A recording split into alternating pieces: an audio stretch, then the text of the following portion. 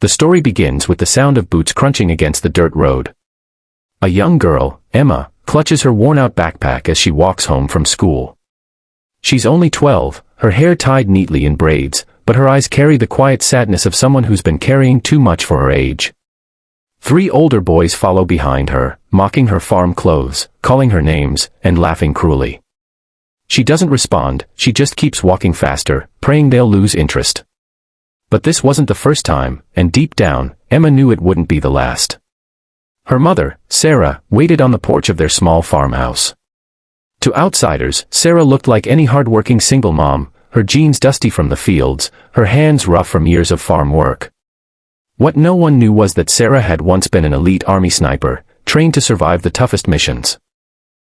She had walked battlefields most people could never imagine, yet the hardest fight she ever faced was raising her daughter alone after her husband's death. That evening, Sarah noticed Emma's silence. She gently pressed her daughter to open up, and the truth poured out, the teasing, the cruel pranks, the boys shoving her books to the ground, making her feel small and powerless. Sarah's heart ached, but she didn't let her emotions show. Instead, she held Emma close and whispered, "You are stronger than you know. And I will never let anyone break you."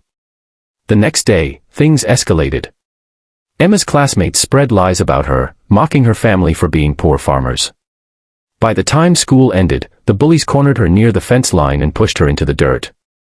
Humiliated, Emma ran home with tears streaming down her cheeks. That night, Sarah sat awake, staring out the window at the moonlit fields. The soldier in her wanted to strike back immediately, but the mother in her knew she had to be smart. She had fought wars with guns, but this battle was about protecting her daughter's spirit. Still, Sarah wasn't the kind of woman to sit back and do nothing. She started by teaching Emma skills she had learned in the army, not just self-defense, but resilience, focus, and confidence. Every morning before school, Emma practiced balance, running drills, and even handling the old air rifle Sarah kept locked away. Sarah told her, "It's not about fighting them, Emma. It's about showing them you're not afraid." But bullies don't stop until they're forced to. A week later, the boys showed up near the farm, thinking it would be funny to trespass and harass Emma on her own land. What they didn't expect was Sarah waiting in the distance, her sharp eyes hidden under a camouflage hat. She didn't point a weapon at them, she didn't need to. Instead, she demonstrated her unmatched precision, firing warning shots at tin cans lined up on a fence post nearly 500 yards away. Each bullet struck dead center, the sound echoing like thunder across the fields. The boys froze, realizing too late that Emma's mom was no-oh. The wind howled across the open fields as Emma trudged home, her small boots sinking into the dirt road. Her backpack felt heavier than usual, not because of books, but because of the cruel laughter that still echoed in her ears. The boys had followed her again, calling her names, mocking her patched-up shoes, and even throwing stones toward her feet. She hadn't cried in front of them, but now, with each step toward home, the tears threatened to spill. On the farmhouse porch, Sarah stood waiting. She could tell instantly that something was wrong. A mother's eyes see what the world cannot. Emma's shoulders slumped, her gaze fixed on the ground, and Sarah's heart clenched. She pulled her daughter into her arms, holding her tightly. "Talk to me, baby," she whispered. At first Emma resisted, afraid to sound weak. But finally, the dam broke, she confessed everything. How the boys pushed her books from her hands, how they called her farm trash, how they whispered cruel jokes that spread through school like wildfire. Sarah listened silently, her jaw tight. Inside her chest, anger rose like a storm. She had fought battles in deserts and mountains, losing comrades she loved. She had endured loneliness after her husband's death. But nothing felt as painful as seeing her child broken by cruelty. Still, Sarah knew one thing, she couldn't simply shield Emma forever.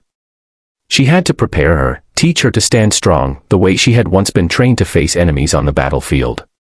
The next morning, while the rooster crowed and mist clung to the fields, Sarah woke Emma before dawn. "Come outside," she said. Confused, Emma followed.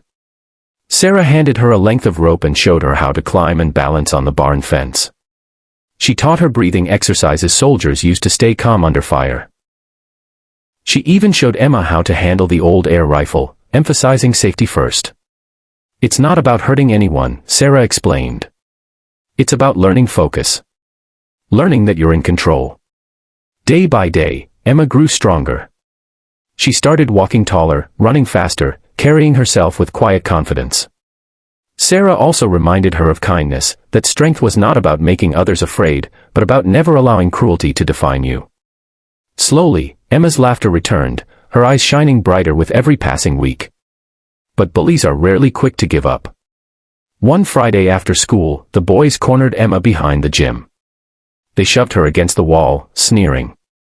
"What's the matter, farm girl? Gonna run crying to mommy again?" Emma clenched her fists, but this time she didn't cry. She looked them in the eyes and said firmly, "You don't scare me anymore." The boys were startled. This wasn't the Emma they knew. Later that evening, the situation escalated. The boys decided to take things further, sneaking onto the farm as a twisted joke. They thought it would be funny to scare Emma, maybe break something, leave her rattled. They underestimated who was